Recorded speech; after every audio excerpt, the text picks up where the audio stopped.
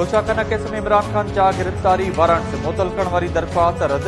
इस्लामाबाद जी अदालत पारां इमरान खान के सुभाणे गिरफ्तार करे पेश करण वारो हुकुम बरक़रार। तहरीक इंसाफ पारां फैसले के इस्लामाबाद हाई कोर्ट में चैलेंज करण जो ऐलान। इस्लामाबाद जी अदालत पेश न थियण ते इमरान खान जा गिरफ्तारी वारंट्स जारी कया हुआ।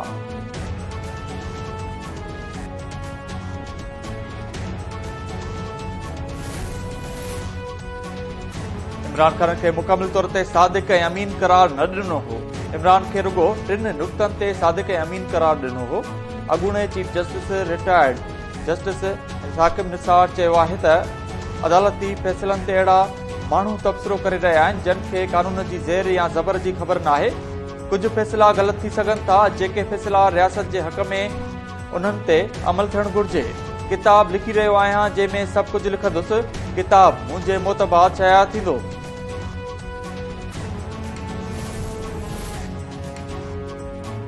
एहतसाब जो निज़ाम इमरान खान ॾोह बेवस बणियल आहे।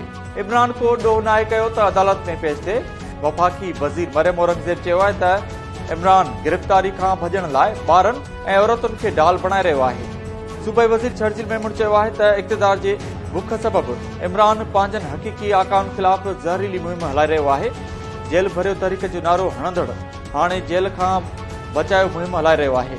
इमरान कैसे नाजाइज़ तरीक़े सां इक़्तिदार ॾियारींदड़नि ख़िलाफ़ परॾेह मां मुहिम हलाए रहियो आहे।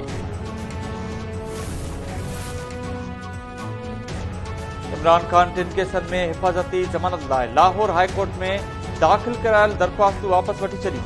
रजिस्ट्रार ऑफिस जे एतिराज़नि बाद PTI चेयरमैन जे वकीलनि दरख़्वास्तूं वापसि वरितियूं। इमरान खान तोशाखाना केस समेत 3 केसनि में हिफ़ाज़ती ज़मानत लाइ लाहौर हाई कोर्ट में दरख़्वास्तूं दाख़िल करायूं हुयूं।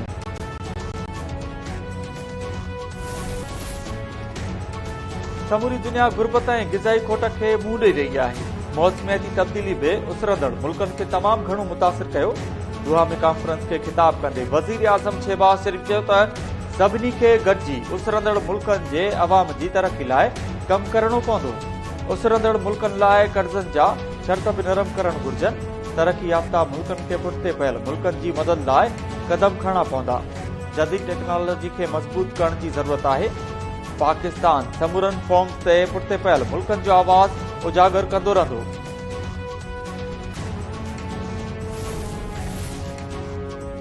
लाहौर हाई कोर्ट मरियम नवाज़ घरू वज़ीर राणा सनालाए ऐं अता तारड़ ख़िलाफ़ तौहीनी अदालत जूं दरख़्वास्तूं रद्द करे छॾियूं। अदालत दरख़्वास्तूं न ॿुधण जोगियूं करार ॾींदे रद्द कयूं। मरियम नवाज़ राणा सनालाए ऐं अता तारड़ ख़िलाफ़ तौहीनी अदालत जी दरख़्वास्त दाख़िल कराई वई हुई।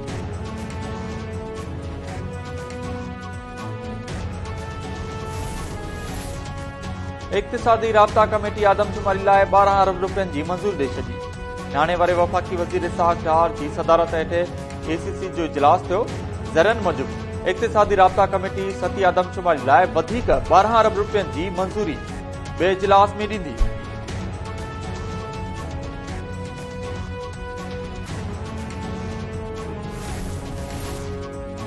सिंध असेंबली जे इजलास दौरान PTI MPA फिरदौस शमीम नक़वी जो अनोखो एहतजाज। मथे ते फेरियल टोपी ऐं शेरवानी लाहे छॾी। कमीज़ लाहिण दौरान मेंबरनि खेसि रोके वरितो। औरत MPAs जो एहतजाज ऐं गोड़। फिरदौस शमीम नक़वी चयो आहे त सूबे में जेके माण्हू बेघर थिया आहिनि उन्हनि खे छत जी ज़रूरत आहे।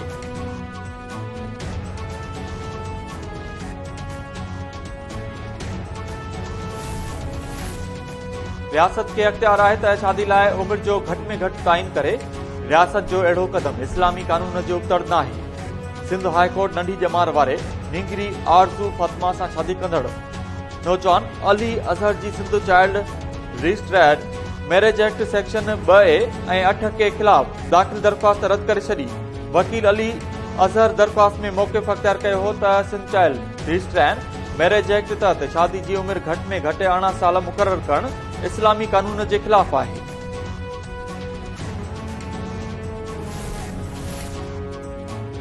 सुप्रीम कोर्ट बाज़ियाब करायल ॿार माउ जे हवाले करण जो हुकुम ॾेई छॾियो। सुप्रीम कोर्ट में डॉक्टर मेहरीन बलोच जे ॿारड़नि जी बाज़ियाबी बाबति केस जी ॿुधणी थी। अदालत पारां ॿारड़नि जे अॻुवा में मुलविस किरदारनि खे साम्हूं आणण जो हुकुम। Chief justice Umar Ata Bandial remarks ॾींदे चयो त ॿारनि खे 6 सालनि ताईं अॻुवा करे ग़लति कयो वियो। ॿारनि खे 6 सालनि ताईं गाइब करण वॾेर को निज़ाम हूंदो। ॿारनि जे नफ़्सियात जे माहिरनि खां काउंसलिंग कराई वञे।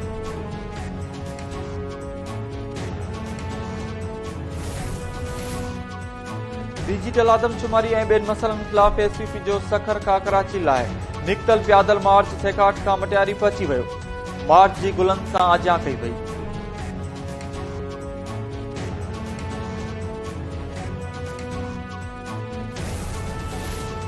सिंध हाई कोर्ट औरत मार्च खिलाफ़ दरख़्वास्त रद्द करे छॾी। दरख़्वास्त गुज़ार बिस्त मां नौरीन ते 25,000 रुपया ॾंड मुक़रर।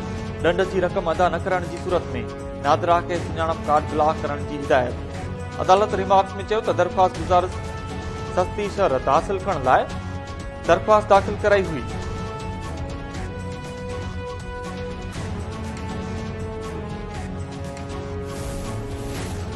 मलीर जे इलाइक़े गडाब में एजुकेशन ऑफिस ज़बू नाली जो शिकार। गरीब ॿारनि लाइ मिलियल तदरीसी किताब बि वठ ते पियल।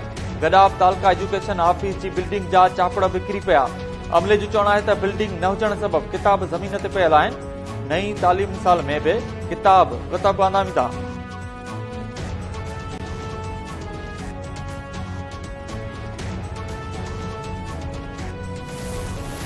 नाले वारो अदाकार कवी खान दिल जो दौरो पवण सबब कैनेडा में लाडाणो करे वियो। कवी खान 200 खां वधीक फिल्मुनि ऐं ड्रामनि में कमु कयो।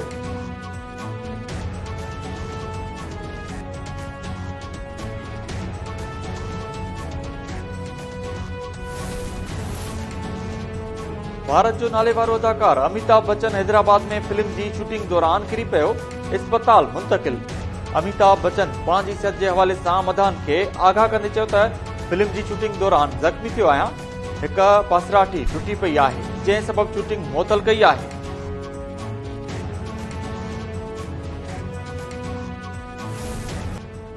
सिंध समेत सॼी दुनिया में हिंदू बिरादरी होली जो ॾिणु मल्हाए रही आहे। उमरकोट मिठी ऐं सामारो में तकरीबूं। औरतूं मर्द तोड़े ॿार हिक ॿिए ते रंग वसाइण लॻा।